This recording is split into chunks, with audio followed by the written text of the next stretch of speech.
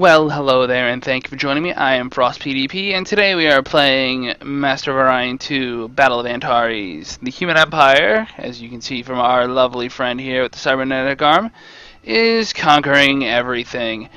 We have already won the game by accidentally voting ourselves Emperor of the Galaxy, because of course we did.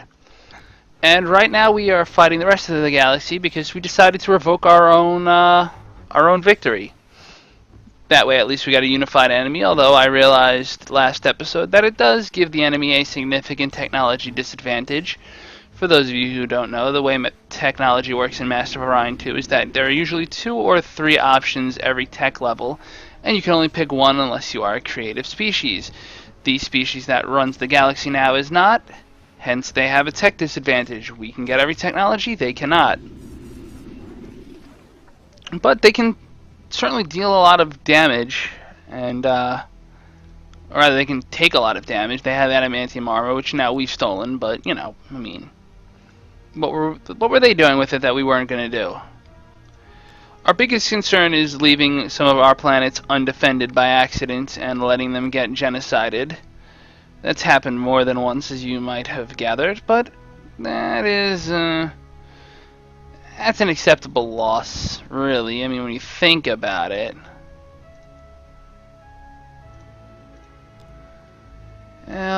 Lots of stuff that we've built that we don't really need any more of. Although Galactic Cybernet being available even further boosts the technology advancement rate. Huh.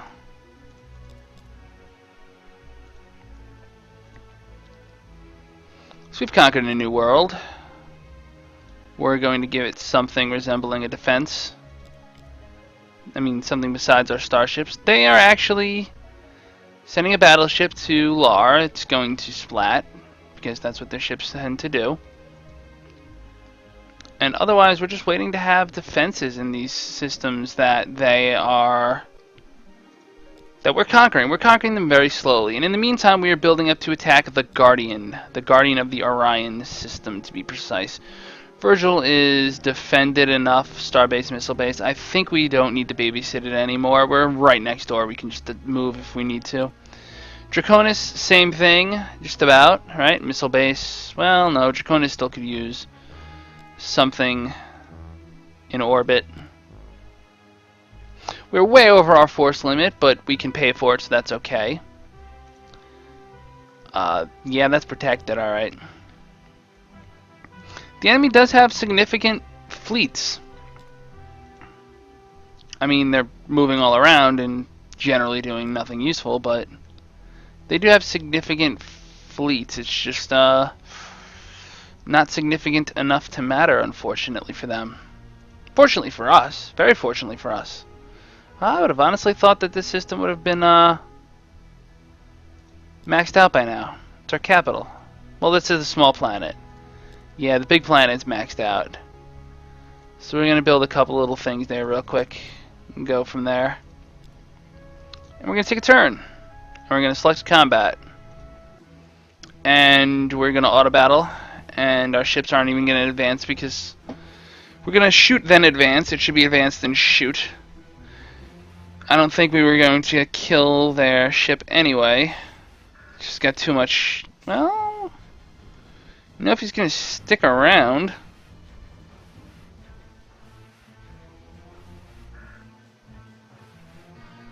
That was foolish.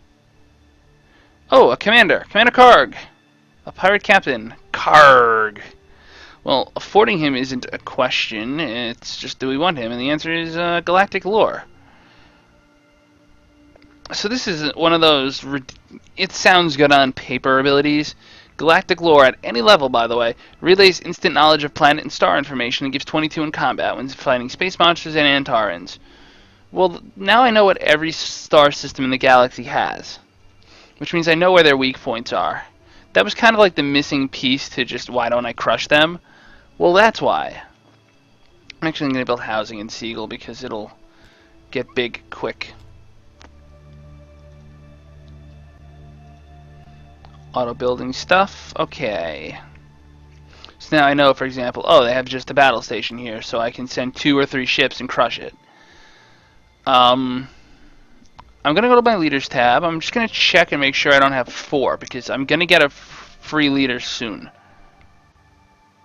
And I don't even have this guy equipped. Holy crap.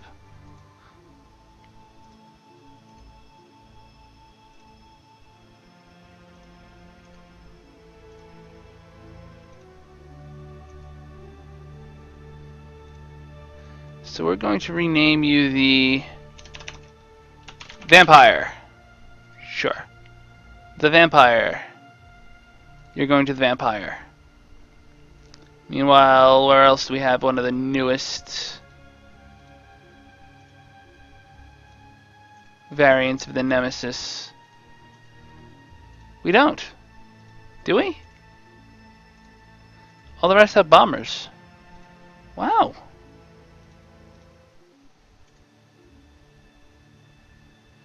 Well, we went Vampire, now we'll go Zombie. And you're going to... Yes, I noticed. Yes, you're going to the Zombie. Have fun with that.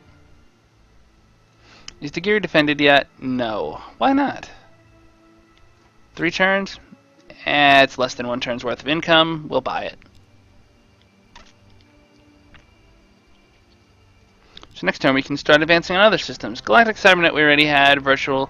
And plus morale is just huge. That gives us like totally free production.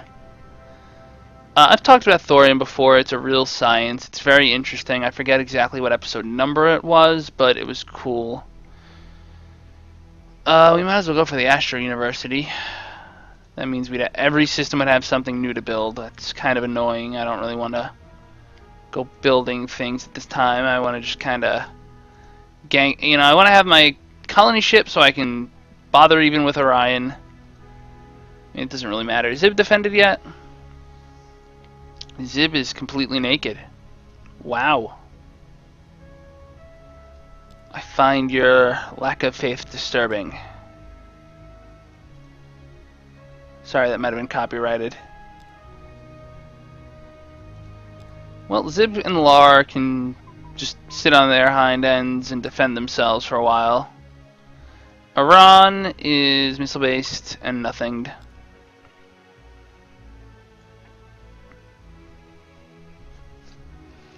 I would really love to engage the actual enemy fleet, but that doesn't seem likely.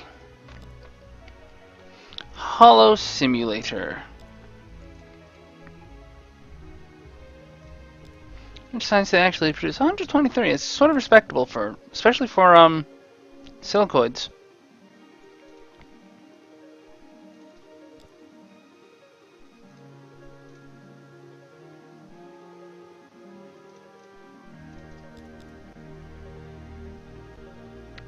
Wow, Gygus is still dropping off Nemesises.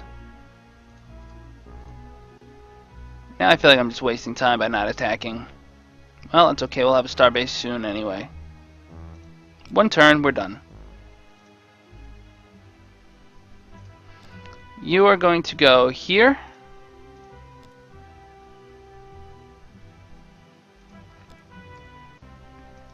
Astro University, Confederation. That's a freebie. It reduces the cost of ships.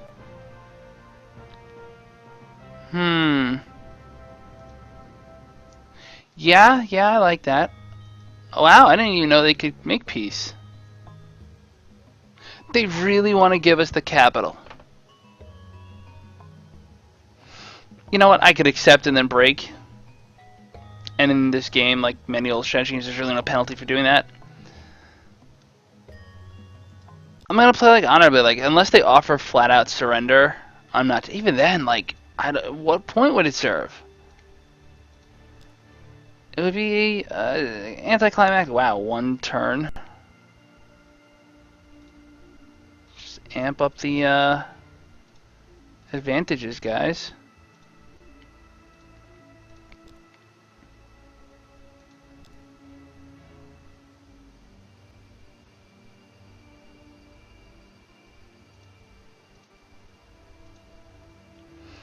Alright, so Iran has what it needs. And in 3 turns, we're going to hit Alicia. I suspect they've got a warp interdictor.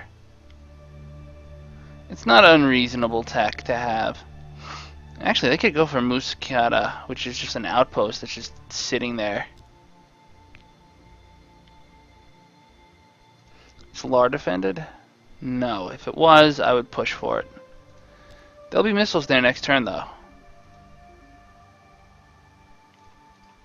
Yep, because I don't think they can hit us before we can hit them. 3 turns. They have a warp interdictor, definitely. Do I have a phaser? This is a really outdated fleet. It might just get crushed. Okay. I've heard of people committing suicide like this before, but this is some outdated tech indeed. You really think you're going to win this?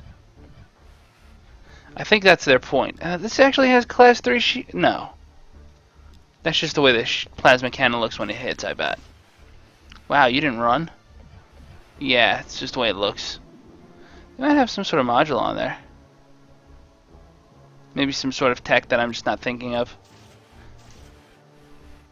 Brother, you are toast!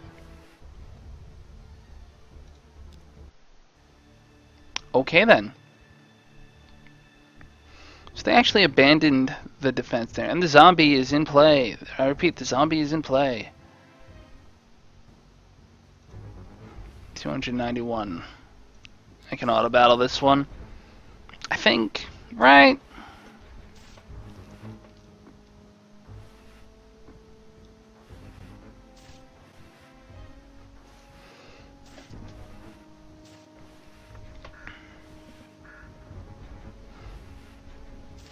So, as we take out their star bases, they will have less and less money to afford to upkeep their ships, and their fleet will get smaller and smaller and die out. So we're basically just grinding them down.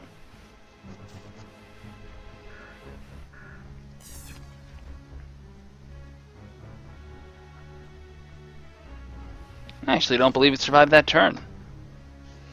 Didn't survive that. But I will join you guys next time. Thank you very much, and as always, La Paz.